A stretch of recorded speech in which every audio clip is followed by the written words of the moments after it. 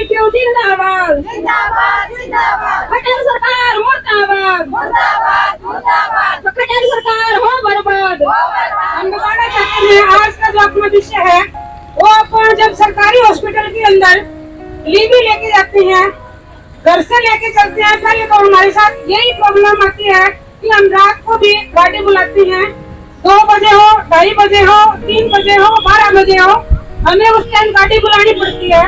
उस टाइम हम कई लोगों का हरास नहीं होता, हमारे परिवार का भी हमारे साथ हरास होता है, उनका भी शोषण होता है, वो भी सोए होते हैं। जब कॉल आती है ना तो हमारा जो मानसिक शोषण होता है उस टाइम हमारा नहीं, हमारे परिवार का होता है।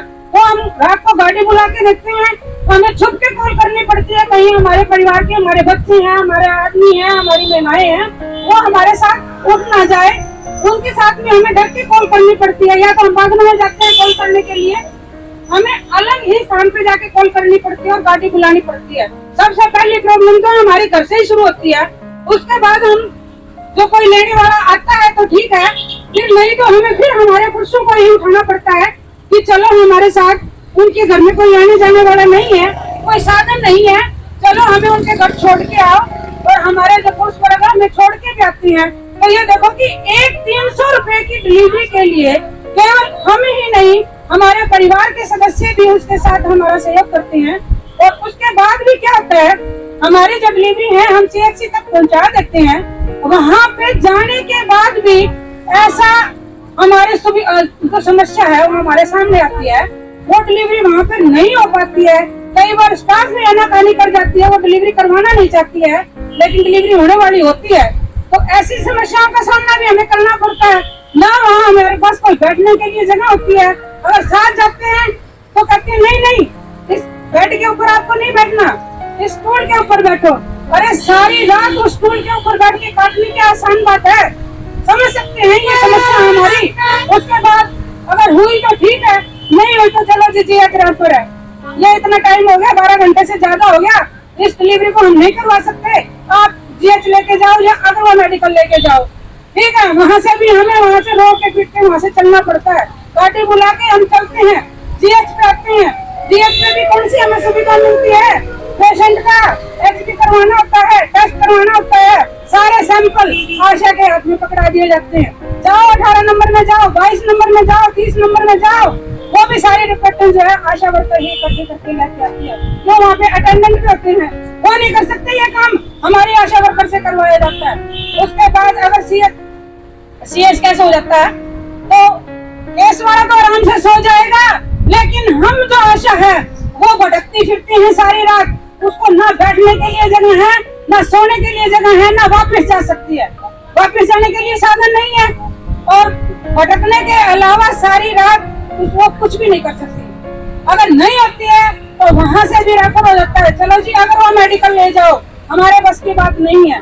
वहाँ से फिर चल पड़ी बेचारी लेके उसको, फिर क्या बनता है, वहाँ पर भी कई बार ये सुविधा ये आ जाता है, देखने में भी वहाँ से भी रेफर हो गया जी, इसका तो HIV पॉजिटिव है, इसकी डिलीवरी यहाँ नहीं होगी, इसकी डिलीवरी आप रोहतक लेके जाओ। तो बहनों, हमारी जो बहन है वो रोहतक भी जाती है डिलीवरी करवाने के लिए।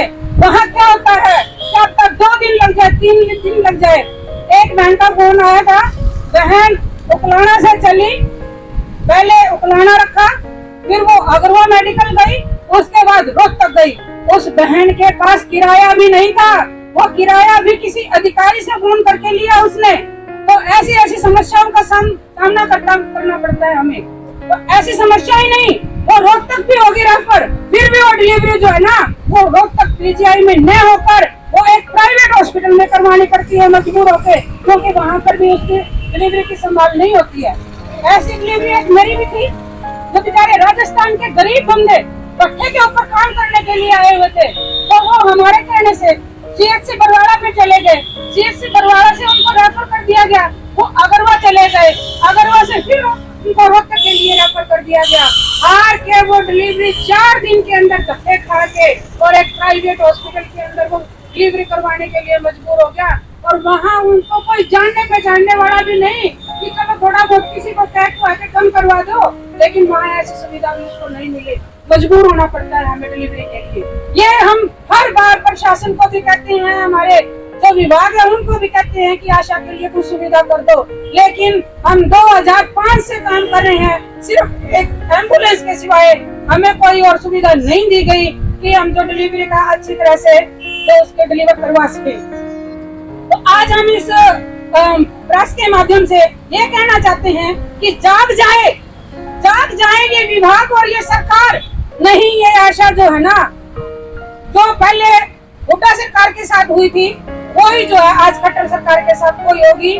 तो सांगी में डाल दिया था उसको और खट्टर सरकार को हम करनाल के अंदर वापस भेज देंगे। तो हम बार बार ये कहना चाहता है कि आशाओं की डिमांड तो बहुत ज्यादा है, क्योंकि काम ही इतना कर दिया।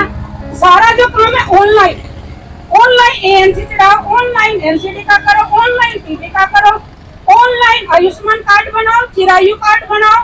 और तो और अब जो MIM जो कैंप लगे हैं, मिशन इंद्रधनुष के जो कैंप लगे हैं, उसका काम भी आशा ने ऑफलाइन इतना 15-20 दिन के अंदर एरिया में घूम के इतना काम किया है, उसके बावजूद कोई पेमेंट नहीं है उनकी। और ऊपर विभाग ये धमकियां दे रहा है कि अगर आशा काम नहीं करती है तो उनका HDPNC का काट लो, HDYC का काट लो, अगर कोई उनकी ANC है उनका भी काट लो। अरे सारी जगह काटना ही काटना दिखता है क्या? उनको ये नहीं पता कि ये भूखी है, किसाई है, धूप है, गर्मी है, सर्दी है, उसके अंदर जाके तुम्हारी जो रिपोर्ट क्या करके देती है वो नहीं उनको दिखाई देता। लेकिन उनको ये दिखता है कि आशा काम नहीं करती है। इतना करते हुए भी विभाग हमारे लिए कुछ नहीं कर रहा है, हमारी सरकार हमारे लिए कुछ नहीं कर रही है। तो हम इस प्रेस के माध्यम से कहना चाहते हैं कि सरकार भी जाग जाए और हमारा विभाग भी जाग जाए। अगर नहीं जागेगा, आज ये धरना यहाँ है तो ये पंचकुला भी हो सकता है, ये करनाल भी हो सकता है। तो हम इसी प्रेस के माध्यम से यही कहना चाहते हैं। धन्यवाद।